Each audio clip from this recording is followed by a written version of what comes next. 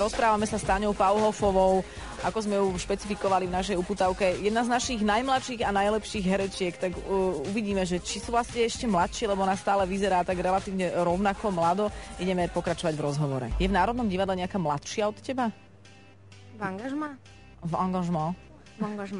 Taká ako z hlavných úloh, nie hosťujúca študentka. Ivana Kuksová je asi ako, nie je mladšia? Je o trošičku staršia. O trošičku staršia? Fakt? Momentálne ešte stále držím prvenstvo v tom, že som najmladšia členka súboru. A ty nemáš nejakú prezývku vďaka tomu, alebo neposielajú ťa do bufetu chladičky kupovať? Nie. Alebo tak?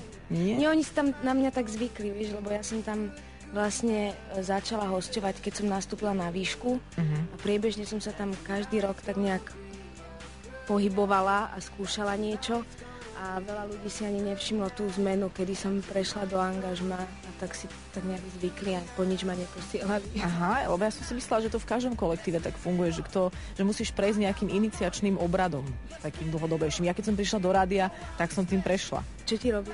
No, hrozné veci. To bolo také, že som vysielala a potom 4 sa dohodli a po mojom vstupe prišli a povedali, že to si povedala akú hlúposť, prišiel ďalší. To na čo si povedala takú vec, prišiel ďalší povedal, už také nehovor. A vieš, tak to deptali človeka. Plakala si? No veľa. A čo ťa potom prinútilo vydržať? To, lebo som to chcela byť. Teba nikto nedeptal nikdy v divadle? Jasné, že v divadle? No. Takýmto spôsobom? Tak nejakým iným, ja neviem. Že ti zašili ti nohavice, otvory na konci. Nie, ja som toto mala na základke, ale vtedy už nie.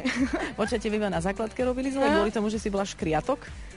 No, vieš čo, bolo to aj pred škriatkom, takže nebudem to hádzať na škriatka. A prečo si ešte pred škriatkom? Škriatok je ten seriál, keby náhodou niekto nevedel.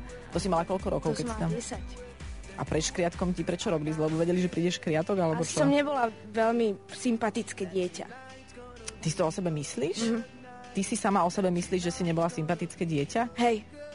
Ale s tým vieš sa prečo? podľa mňa z toho sa neodvíja nejaká dobrá psychika, podľa mňa. No však aspoň mám čo robiť. Vyšok života, aby som sa s tým vysporiadala, že áno. Teraz máš koľko rokov? Teba sa môžem pýtať, keďže si najmladšia v divadle. 26.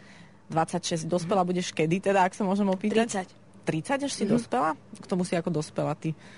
Tak to nejak cítim. Lebo ja to mám takisto, ja budem mať 29 už v pondelok, ďakujem. A ja mám stále takých mentálnych 14. Takže... No, ja tiež. No.